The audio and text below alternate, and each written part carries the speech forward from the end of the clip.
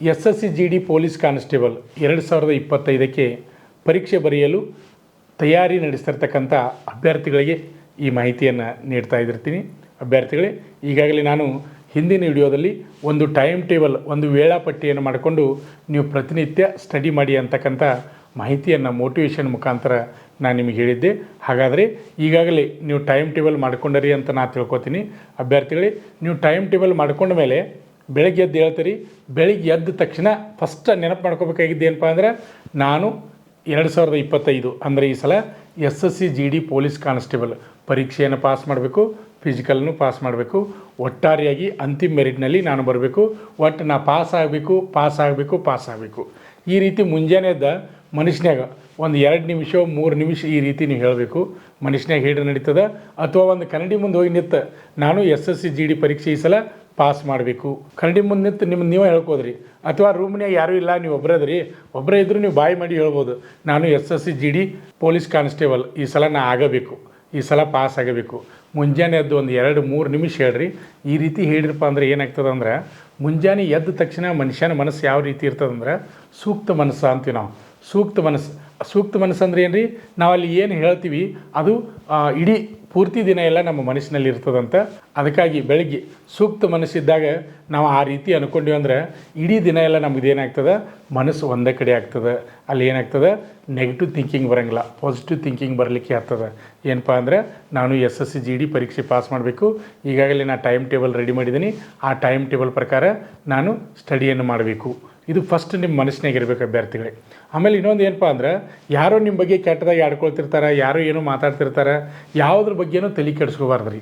ಯಾವುದ್ರ ಬಗ್ಗೆನೂ ತಲೆ ಕೆಡಿಸ್ಕೋಬೇಡ್ರಿ. ಯಾರೋ ಆಡ್ಕೊಳ್ಳಿ, ನಿಮ್ಮ ಬಗ್ಗೆ ಕೆಟ್ಟದಾಗಿ ಮಾತಾಡಲಿ, ಯಾವುದ್ರ ಬಗ್ಗೆನೂ ತಲೆ ಕೆಡಿಸ್ಕೋಬೇಡ್ರಿ. ನಾಳೆ ದಿನ ಅಂತಿಮ ಫೈನಲ್ ಮೆರಿಟ್ ಲಿಸ್ಟ್ನಾಗ ನೀವು ಪಾಸಾಗಿ ಬಂದು ನೌಕರಿ ಮಾಡಕೈತ್ರಿ ಅಂದ್ರೆ, ಅವ್ರು ಆಡ್ಕೋರು ನಿಮ್ಮ ಮುಂದೆ ಏನು ಹೇಳ್ತಾರಪ್ಪ ಅಂದ್ರೆ, ಆ ಹುಡುಗಿದ್ರಲ್ಲೇ ಅವ್ನು ನಮ್ಮ ರಿಲೇಷನ್ ಆಗಬೇಕು, ನಮ್ಮ ಫ್ರೆಂಡ್ ಆಗಬೇಕು. ಈ ರೀತಿ ನಿಮ್ಮ ಬಗ್ಗೆ ಕೆಟ್ಟದಾಗಿ ಮಾತಾಡೋರೆ ನಿಮ್ಮ ಬಗ್ಗೆ ಒಳ್ಳೆಯದಾಗಿ ಮಾತಾಡುವಂಥ ಕಾಲ್ ಬರ್ತದೆ. ಆ ಕಾಲ್ ಬರಬೇಕಂದ್ರೆ ನೀವೇನು ಮಾಡ್ಬೇಕು ರೀ, ನಿಮ್ಮ ಶ್ರಮ, ನಿಮ್ಮ ಪ್ರಯತ್ನ, ಕಠಿಣವಾದ ಪ್ರಯತ್ನ ಮಾಡಬೇಕು. ಈ ಪೂರ್ಣ ಅದೇ ಇರಬೇಕು, ಬೇರೆ ಏನೂ ತಲೆಯಲ್ಲಿ ವಿಚಾರ ಇಲ್ಲ. ನಾನು ಪರೀಕ್ಷೆಗೆ ತಯಾರಾಗ್ತಾಯಿದ್ದೀನಿ, ನಾನು ಮ್ಯಾಥ್ಸ್ ಓದಬೇಕು, ನಾನು ಮೆಂಟಲ್ ಎಬಿಲಿಟಿ ಬಿಡಿಸ್ಬೇಕು, ಅದೇ ರೀತಿಯಾಗಿ ಮ್ಯಾಥ್ಸ್ ಬಿಡಿಸ್ಬೇಕು, GK ಜನರಲ್ ನಾಲೆಜ್ ಓದಬೇಕು, ಇಂಗ್ಲೀಷ್ ಗ್ರಾಮರ್ ಬಗ್ಗೆ ಪೂರ್ಣ ನಾನು ತಿಳ್ಕೊಬೇಕು. ಪೂರ್ಣ ಅದೇ ಇರಬೇಕು.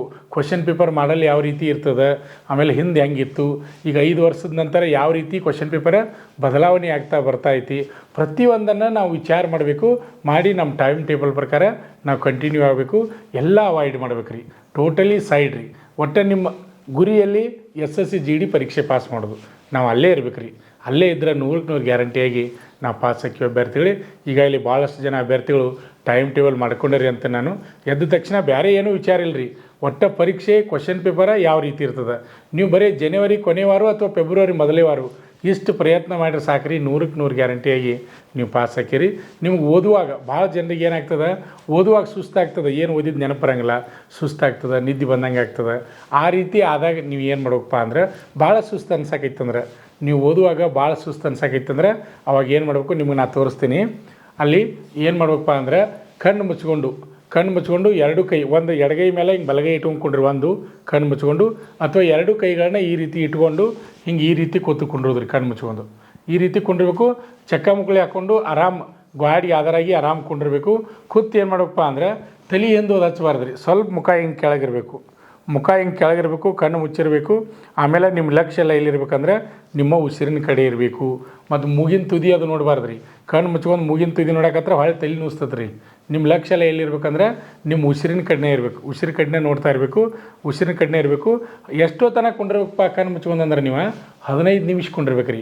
ಆ ರೀತಿ 15 ನಿಮಿಷ ನೀವು ಹಿಂಗೆ ಕಣ್ಣು ಮುಚ್ಕೊಂಡು ಕೂತಿರಪ್ಪ ಅಂದ್ರೆ, 15 ನಿಮಿಷಕ್ಕೆ ಆದ ನಂತರ ನೀವು ಎದ್ರಿಪ್ಪ ಅಂದ್ರೆ ಅವಾಗ ಏನಾಗ್ತದೆ ಅಂದ್ರೆ, ಆರಾಮ್ ಅನ್ನಿಸ್ತದೆ, ಏನೋ ಒಟ್ಟು ಆರಾಮ್ ಅನ್ನಿಸ್ತದೆ, ಎಲ್ಲ ರಿಲ್ಯಾಕ್ಸ್ ಆಗ್ತದೆ, ಮೈಂಡ್ ರಿಲ್ಯಾಕ್ಸ್ ಆಗ್ತದೆ, ಟೋಟಲ್ ನಮ್ಮ ದೇಹ ಬಾಡಿನ ರಿಲ್ಯಾಕ್ಸ್ ಆಗ್ತದೆ, ಆರಾಮ್ ಅನ್ನಿಸ್ತದೆ. ಆಮೇಲೆ ಒಂದು 10 ನಿಮಿಷ ರೆಸ್ಟ್, 10 ರಿಂದ 15 ನಿಮಿಷ ರೆಸ್ಟ್ ಮಾಡೋದ್ರಿ. ಧ್ಯಾನ, ಇದಕ್ಕೆ ಧ್ಯಾನ ಅಂತೀವಿ. ಧ್ಯಾನ ಮಾಡಿದ ಮೇಲೆ 10 ರಿಂದ 15 ನಿಮಿಷ ರೆಸ್ಟ್ ಮಾಡಿ, ಮುಖ ತೊಳ್ಕೊಂಡು ಸ್ವಲ್ಪ ತಿರುಗಾಡಿ ಬಂದು ಮತ್ತೆ ಕೂತು ಸ್ಟಡಿ ಮಾಡೋಕ್ಕೆ ಚಾಲೂ ಮಾಡ್ಬೇಕು ರೀ. 15 ನಿಮಿಷ ನೀವು ಧ್ಯಾನ ಮಾಡಿರಿ ಅಂದ್ರೆ 4 ತಾಸು ನಿದ್ದೆ ಸಮಾರಿ. ಅದು 4 ತಾಸು ನಿದ್ದೆ ಮಾಡಿದಟ್ಟೆ ಆಗ್ತದೆ.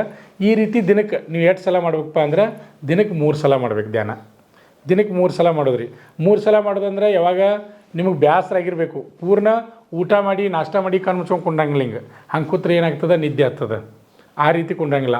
ಯಾವಾಗಪ್ಪ ಅಂದ್ರೆ ಹಸ್ದಿರಬೇಕು, ಹೊಟ್ಟೆ ಹಸ್ದಿರಬೇಕು. ಪೂರ್ಣ ಹಸ್ದಿದ್ದಲ್ಲ, ಸ್ವಲ್ಪ ಮೀಡಿಯಮ್ ಇದ್ದಾಗ ನಿಮ್ಗೆ ಬೇಸರ ಆದಾಗ ಕಣ್ಣು ಮುಚ್ಕೊಂಡು 15 ನಿಮಿಷ ದಿನಕ್ಕೆ 3 ಸಲ ಮಾಡಿರಿ ಸಾಕ್ರಿ. ಯಾವುದೇ ರೀತಿ ನೆಗೆಟಿವ್ ಥಿಂಕಿಂಗ್ ನಿಮ್ಮ ಸನೇಕ ಬರೋಂಗಿಲ್ಲ. ಅಲ್ಲೆಲ್ಲ ಏನು ಬರ್ತದೆ ಅಂದ್ರೆ ಪಾಸಿಟಿವ್ ಥಿಂಕಿಂಗ್ ಸ್ಟಾರ್ಟ್ ಆಗ್ತದೆ. ನೀವು ಬರೀ 3 ದಿನ ಮಾಡಿರಿ, ಕಣ್ಣು ಮುಚ್ಕೊಂಡು ಕೂತು 15 ನಿಮಿಷ ಜ್ಞಾನ ನೀವು 3 ದಿನ ಮಾಡಿರಿ ಸಾಕು. ಅದರ ಅನುಭವ ನಿಮ್ಗೆ ಗೊತ್ತಾಗ್ತದೆ. ಕಣ್ಣು ಮುಚ್ಕೊಂಡು ಈ ರೀತಿ ಕುಂಡ್ರೋದು ಗೊತ್ತಾಗಲಿ ನಿಮ್ಗೆ. ಕುಂಡ್ರೋದು ಲಕ್ಷ್ಯ ಎಲ್ಲ ಎಲ್ಲಿರ್ಬೇಕಪ್ಪ ಅಂದ್ರೆ ನಿಮ್ದು ಅಲ್ಲಿ ನಿಮ್ಮ ಉಸಿರಿನ ಕಡೆ ಇರಬೇಕು, ಬೇರೆ ಏನೂ ಇರಬಾರ್ದು. ಅವಾಗ ಕಣ್ಣು ಮುಚ್ಕೊಂಡು ಕೂತಾಗ ಏನಾಗ್ತದೆ, ತಲೆಯಾಗಿ ಏನೇನೋ ವಿಚಾರ ಬರ್ತಾವೆ ರೀ. ವಿಚಾರ ಬಂದ್ರೆ ಸಹಿತ ಸ್ವಲ್ಪ ಬರುತ್ತಾನ ಸುಮ್ಮ ಇರ್ಬೇಕು ರೀ. ಇದ್ದು ಆಮೇಲೆ ನೆಕ್ಸ್ಟ್ ಏನು ಮಾಡ್ಬೇಕಂದ್ರೆ ಮತ್ತೆ ಅಲ್ಲಿ 2 ಶಬ್ದ ಅನ್ಬೇಕು ರೀ. ಏನು ನೀವು ಓಂ ಅನ್ರಿ ಅಥವಾ ಶ್ರೀಮ್ ಅನ್ರಿ, ಒಟ್ಟು 2 ಅಕ್ಷರ ಶಬ್ದ ಏನು ಬೇಕಾದನ್ರಿ. ನಿಮ್ಮ ದೇವ್ರದ್ದು ಹೇಳ್ರಿ, ನಿಮ್ಮ ಹೆಸರು ಹೇಳ್ರಿ, ಏನೋ ಹೇಳ್ರಿ. ಕಣ್ಣು ಮುಚ್ಕೊಂಡು ಕೂತಾಗ ಆ ರೀತಿ 2 ಅಕ್ಷರ ಶಬ್ದ ಓಂ ಹಿಂಗೆ ಮನುಷ್ಯನೇ ಅನ್ಬೇಕು. ಶ್ರೀಮ್ ಈ ರೀತಿ ನೀವು ಹೇಳಿರಿಪ್ಪ ಅಂದ್ರೆ ಏನಾಗ್ತದೆ ಅಂದ್ರೆ ಅಲ್ಲಿ ನಿಮ್ಮ ಮನುಷ್ಯನ ತಲೆಯಾಗಿ ಏನು ವಿಚಾರಗಳು ಬರ್ತಿರ್ತಲ್ಲ ಅಲ್ಲೇ ಸ್ಟಾಪ್ ಆಗ್ತದೆ ರೀ. ಅಲ್ಲೇ ಸ್ಟಾಪ್ ಆಗ್ತದೆ. ಆಮೇಲೆ ನೆಕ್ಸ್ಟ್ ಮತ್ತೆ ಏನು ಮಾಡ್ಬೇಕಪ್ಪ ಅಂದ್ರೆ ಮತ್ತೆ ಹಂಗೆ ಕಂಟಿನ್ಯೂ ಕುಂಡಿರ್ಬೇಕು. ಕೂತ್ಮೇಲೆ ಒಂದು 5 ನಿಮಿಷ ಬಿಟ್ಟು ಮತ್ತೆ ನೆನಪುಗಳು ಹೊಳೆ ಬರಕತ್ತಾವ ತಲೆಯಾಗ. ಬಂದಾಗ ಅವಾಗೂ ಸಹಿತ ಇಷ್ಟ ಅನ್ನೋದ್ರಿ. ಒಂದು 2 ಸಲನೋ 3 ಸಲ ಅದು ತಲೆಯಾಗಿ ಏನರ ವಿಚಾರ ಬಂದರೆ ಹೇಳೋದ್ರಿ. ಇಲ್ಲಾರು ಹೇಳಂಗಿಲ್ಲ. ಇಲ್ಲಾರು ಸುಮ್ಮನೆ ಕಣ್ಣು ಮುಚ್ಕೊಂಡು ಕುಂಡ್ರೋದು. ಇಲ್ಲ ಲಕ್ಷ್ಯ ಎಲ್ಲ ಎಲ್ಲಿರ್ಬೇಕಂದ್ರೆ ಉಸಿರಿನ ಕಡೆ ಇರಬೇಕು. ಯಾವ ರೀತಿ ನೀವು ಧ್ಯಾನ ಮಾಡ್ಬೇಕಂದ್ರೆ 15 ನಿಮಿಷನ್ಯಾಗ ನಿಮ್ಗೆ ನಿದ್ದೆನೇ ಬರ್ಬೇಕು ರೀ. 15 ನಿಮಿಷನ್ಯಾಗ ನಿದ್ದೆನೇ ಬರಬೇಕು. ಆ ರೀತಿ ನೀವು ಧ್ಯಾನ ಮಾಡಬೇಕು. ಆಮೇಲೆ ಇನ್ನೊಂದು ಗೊತ್ತಿರಲಿ, ಧ್ಯಾನ ಮಾಡ್ಬೋದು ಫಸ್ಟ್ 15ರಿಂದ 20 ನಿಮಿಷ ಕುಂಡ್ರೆ ನಡೀತದೆ. 15ರಿಂದ 20 ನಿಮಿಷ ಕೂತ್ರಿ ಏನು ತಪ್ಪಿಲ್ಲ. ಸ್ಟಾರ್ಟಿಂಗ್ ಏನು ಮಾಡಿರಿ ನಿಮ್ಗೆ ಗೊತ್ತಾಗಲಿ ಅಂದ್ರೆ ಟೈಮ್ ಅಂದ್ರೆ ಸ್ಟಾಪ್ ವಾಚ್ ಹಚ್ಚಿ ನೀವು ಇಟ್ಟಿರಿ, ಅಲಾರಾಮ್ ಇಟ್ಟಿರಿಪ್ಪ ಅಂದರೆ 15 ನಿಮಿಷ ಅದಕ್ಕೂ ಹೇಳ್ಬೇಕು. ಮತ್ತು ನೀವು ಧ್ಯಾನಕ್ಕೆ ಕೂತಿರ್ತೀರಿ, ಇನ್ನೂ 15 ನಿಮಿಷ ಆಗೈತಿ ಇಲ್ಲೋ, ಹಿಂಗೆ ನೋಡೋದು ಇನ್ನೂ ಆಗೈತಿ ಇಲ್ಲೋ, ಈ ರೀತಿ ಮಾಡಬಾರ್ದು. ನೀವು ಧ್ಯಾನಕ್ಕೆ ಕೂತಾರಿದ್ರೆ ಕಣ್ಣು ಮುಚ್ಕೊಂಡು ಗಪ್ಪ ಕುಂಡ್ರೋದ್ರಿ. 15 ನಿಮಿಷ ಅದಾಗಿ ಹೋದ್ರೆ ಕಣ್ಣು ತೆಗೆದು ಬಿಡೋದು ಮಾಡಬಾರ್ದು. ನಿಮ್ಮ ಲಕ್ಷ್ಯ ಎಲ್ಲ ನಿಮ್ಮ ಉಸಿರಿನ ಕಡೆ ಇರಬೇಕು. ಅಷ್ಟೇ ಆರಾಮ್. ನೀವು ಅಲ್ಲಿ ಏನೋ ಅನ್ನೋದು ಬೇಡ್ರಿ, ಉಸಿರಿನ ಕಡೆ ಲಕ್ಷ್ಯ ಇರಬೇಕು. ಬೇರೆ ಏನೋ ಬರಬಾರ್ದು. ಬೇರೆ ಏನೋ ವಿಚಾರ ಬಂದರೂ ರೀಮ್ ಅಥವಾ ಓಂ ಅಥವಾ ನೀವು ಯಾವ್ದು ನಿಮ್ಮ ಮನೆದೇವ್ರದ್ದು ಯಾವ್ದು ಬೇಕಾದನ್ರಿ ಅಂದ್ರೆ ಅದು ಕಡಿಮೆ ಆಗ್ತದೆ. ಈ ರೀತಿ ದಿನಕ್ಕೆ 3 ಬಾರಿ ಮಾಡಿರಿ ಅಂದ್ರೆ ಬರೀ 3 ದಿನ ಮಾಡಿರಿ. ನಾ ಹೇಳಿದ್ದನ್ನು 3 ದಿನ ಪ್ರತಿನಿತ್ಯ 3 ಬಾರಿ ಮಾಡಬೇಕು. 15 ನಿಮಿಷದಿಂದ 20 ನಿಮಿಷ ಧ್ಯಾನ ಮಾಡಬೇಕು. ಈ ರೀತಿ ಮಾಡಿರಪ್ಪ ಅಂದ್ರೆ ನಿಮ್ಮಲ್ಲಿ ಏನಾಗ್ತಂದ್ರೆ ನೆಗೆಟಿವ್ ಥಿಂಕಿಂಗ್ ಹೋಗಿಬಿಡ್ತದೆ ರೀ. ಪಾಸಿಟಿವ್ ಆಟೋಮೆಟಿಕ್ಕಾಗಿ ಪಾಸಿಟಿವ್ ಬರೋಕತ್ತೈತಿ. ಆಮೇಲೆ ಧ್ಯಾನ ಆದಮೇಲೆ ಒಂದು 10 ನಿಮಿಷ ತಿರುಗಾಡಿ ಮುಖ ತೊಗೊಂಡು ಕೈಕಾಲು ಮುಖ ತೊಗೊಂಡು ಮತ್ತೆ ಅಭ್ಯಾಸ ಮಾಡಲಿಕ್ಕೆ ಕೂಡಿರಬೇಕು. ಈ ರೀತಿ ನೀವು ಸ್ಟಡಿ ಏನು ಮಾಡಬೇಕು.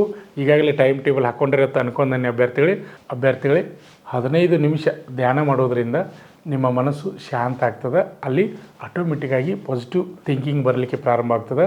ನೀವು ಏನು ಓದಿದ್ರೂ ನೆನಪು ಉಳಿತದೆ, ಏನು ಬಿಡಿಸಿದ್ರು ನೆನಪು ಉಳಿತದೆ. ಆದರೆ ನಿಮ್ಮ ಏನಿರ್ಬೇಕಪ್ಪ ಅಂದರೆ ಪೂರ್ಣ ಅವಾಯ್ಡ್ ಮಾಡಿರಬೇಕು. ಎಲ್ಲಿ ತನ ಅಂದರೆ ಎಕ್ಸಾಮ್ ತನಕ ನೀವು ಎಲ್ಲ ಅವಾಯ್ಡ್ ಮಾಡಿ ಬೇರೆ ಎಲ್ಲ ವಿಚಾರಗಳನ್ನ ಅವಾಯ್ಡ್ ಮಾಡಬೇಕು. ಬರೀ ನಾವು ಪುಸ್ತಕ ಓದ್ತಾ ಇರಬೇಕು. ಇದು ನೀವು ನೆನಪಿಟ್ಟುಕೊಂಡು SSC GD ಪರೀಕ್ಷೆ ಬರೀತಕ್ಕಂಥ ಅಭ್ಯರ್ಥಿಗಳು ನೀವು ಸ್ಟಡಿಯನ್ನು ಮಾಡಿ. ಮತ್ತೆ ಮುಂದಿನ ವಿಡಿಯೋದಲ್ಲಿ ಭೇಟಿಯಾಗೋಣ. ಈ ವಿಡಿಯೋ ನಿಮಗೆ ಇಷ್ಟವಾದರೆ ಲೈಕ್ ಮಾಡಿ, ಹಾಗೆ ನಿಮ್ಮ ಸ್ನೇಹಿತರಿಗೆ ಈ ವಿಡಿಯೋನ ಶೇರ್ ಮಾಡಿ. ಆತ್ಮೀಯ ವೀಕ್ಷಕರೇ, ನಮ್ಮಲ್ಲಿ SSC GD, ಅಗ್ನಿವೀರ, ಆರ್ಮಿ ಮತ್ತು RPF ಹುದ್ದೆಗಳಿಗೆ ಪುರುಷ ಹಾಗೂ ಮಹಿಳಾ ಅಭ್ಯರ್ಥಿಗಳಿಗೆ ಪೂರ್ವಭಾವಿಯಾಗಿ ದೈಹಿಕ ಮತ್ತು ಲಿಖಿತ ಪರೀಕ್ಷೆಯ ತರಬೇತಿ ಕೊಡಲಾಗುವುದು. ಪ್ರವೇಶಗಳು ಪ್ರಾರಂಭವಾಗಿವೆ. ಅಭ್ಯರ್ಥಿಗಳಿಗೆ ನಾವೊಂದು ಚಾಲೆಂಜನ್ನು ಮಾಡ್ತಾ ಇದ್ದೀವಿ. ಅಭ್ಯರ್ಥಿಗಳೇ, ನಮ್ಮ ಸಂಸ್ಥೆಗೆ ನೀವು ತರಬೇತಿ ಬಂದು 3 ತಿಂಗಳು ತರಬೇತಿಯನ್ನು ಪಡೆದು ನೀವೇನಾದರೂ ಫೇಲ್ ಆದರೆ ಕೋಚಿಂಗ್ ಫೀಸ್ ವಾಪಸ್ ನೀಡುತ್ತೇವೆ. ಆದರೆ ನೀವು ಏನು ಮಾಡಬೇಕಪ್ಪ ಅಂದ್ರೆ ಪ್ರತಿಯೊಂದು ಪೀರಿಯಡ್ಗೆ ಕಂಪಲ್ಸರಿಯಾಗಿ ಪೀರಿಯಡ್ಗೆ ನೀವು ಅಟೆಂಡ್ ಆಗಬೇಕು. ಅಂಥ ಅಭ್ಯರ್ಥಿಗಳಿಗೆ ಮಾತ್ರ ಈ ಚಾಲೆಂಜ್ ಅನ್ವಯಿಸುವುದು. ಪಾಲಕರ ಆಶೀರ್ವಾದ, ಯುವಕರ ಪ್ರೋತ್ಸಾಹದಿಂದ ಸರ್ಕಾರದಿಂದ ಮಾನ್ಯತೆ ಪಡೆದು ಕರ್ನಾಟಕದಲ್ಲಿ ಯಶಸ್ವಿಯಾಗಿ 21ನೇ ವರ್ಷದಲ್ಲಿ ಮುನ್ನಡೆಯುತ್ತಿರುವ ಸಂಸ್ಥೆಯಿಂದ ಇಂಡಿಯನ್ ಆರ್ಮಿಯಲ್ಲಿ Agniveer, general duty, tradesman, army assistant officer, store keeper ಮತ್ತು ಟೆಕ್ನಿಕಲ್ ಹುದ್ದೆಗಳಿಗೆ ಅಗ್ನಿವೀರ ಇಂಡಿಯನ್ ಆರ್ಮಿಯನ್ನ ಸೇರ್ವಹಿಸುವ ಅಭ್ಯರ್ಥಿಗಳಿಗೆ ಪೂರ್ವಭಾವಿಯಾಗಿ ಕಂಪ್ಯೂಟರ್ ಬೇಸ್ಡ್ ಎಕ್ಸಾಮ್ ಹಾಗೂ ದೈಹಿಕ ಪರೀಕ್ಷೆಗಳಿಗೆ ತರಬೇತಿ ನೀಡಲಾಗುವುದು. ವುಮೆನ್ ಮಿಲಿಟರಿ, ಪೊಲೀಸ್, ಸ್ಟೇಟ್ ಹಾಗೂ ಸೆಂಟ್ರಲ್ ಪೊಲೀಸ್ ಕಾನ್ಸ್ಟೇಬಲ್ ಹಾಗೂ SSC GD, BSF, CRPF, Assam rifles, ITBP, CISF, SSB ಹಾಗೂ ಮುಂದೆ ನಡೆಯುವ ಅಗ್ನಿವೀರ ಆರ್ಮಿ ರ್ಯಾಲಿಗೆ ಪುರುಷ ಹಾಗೂ ಮಹಿಳಾ ಅಭ್ಯರ್ಥಿಗಳಿಗೆ ತರಬೇತಿ ಕೊಡಲಾಗುವುದು. ಹಾಸ್ಟೆಲ್ ಸೌಲಭ್ಯ ಕೂಡ ಇರುತ್ತೆ. ಸಂಪರ್ಕಿಸಿ ಶ್ರೀ ಮಂಜುನಾಥ ಸೈನಿಕ ತರಬೇತಿ ಕೇಂದ್ರ, ಮೂಡಲ್ಗಿ, ತಾಲೂಕು ಮೂಡಲ್ಗಿ, ಜಿಲ್ಲೆ ಬೆಳಗಾವಿ, ರಾಜ್ಯ ಕರ್ನಾಟಕ. ಪ್ರವೇಶ ಪ್ರಾರಂಭವಾಗಿದೆ.